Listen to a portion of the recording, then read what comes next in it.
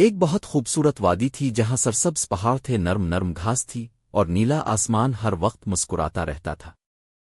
اسی وادی میں ایک ننھی سی بکری رہتی تھی جس کا نام نینو تھا۔ نینو بہت معصوم، بہت پیاری اور خواب دیکھنے والی بکری تھی۔ جب دوسری بکریاں گھاس کھاتی تھیں، کھیلتی تھیں اور دوڑتی تھیں، نینو اکثر آسمان کی طرف دیکھتی رہتی تھی۔ وہ پرندوں کو اڑتے ہوئے دیکھتی اور دل ہی دل میں سوچتی، کاش میں بھی اڑ سکتی۔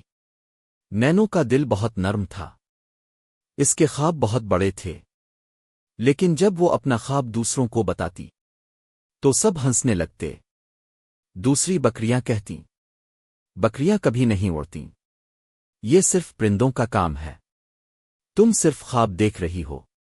یہ باتیں سن کر نینو کا دل اداس ہو جاتا، لیکن پھر بھی اس کے اندر ایک آواز ہوتی جو کہتی، اگر تم خود پر یقین رکھو تو کچھ بھی ناممکن نہیں۔ ہر رات جب نینو سوتی، وہ ایک خوبصورت خواب دیکھتی۔ اس خواب میں اس کے پر ہوتے، وہ آسمان میں اڑ رہی ہوتی، بادلوں کے ساتھ کھیل رہی ہوتی اور بہت خوش ہوتی۔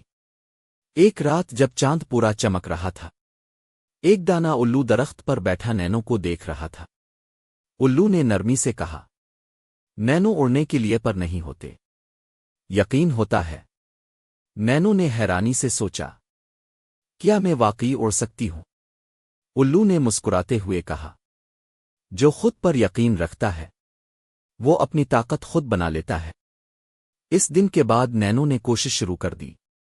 وہ چھوٹے پتھروں سے چھلانگ لگاتی، کبھی گر جاتی، کبھی دوبارہ کھڑی ہو جاتی۔ اسے درد ہوتا، لیکن وہ ہمت نہیں ہارتی۔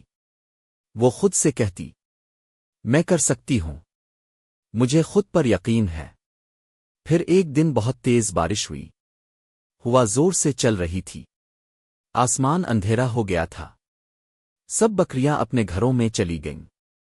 سب نے نینو سے کہا، اب بس کر دو، یہ تم سے نہیں ہو سکتا۔